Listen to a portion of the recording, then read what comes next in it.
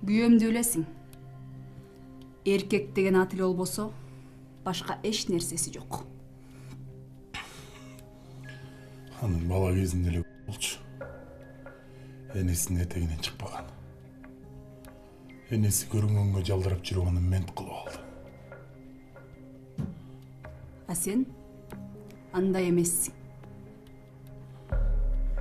Сенде эркекке таандык күч бар. Каалаганыңды кыласың. Эч кимден коркпойсуң.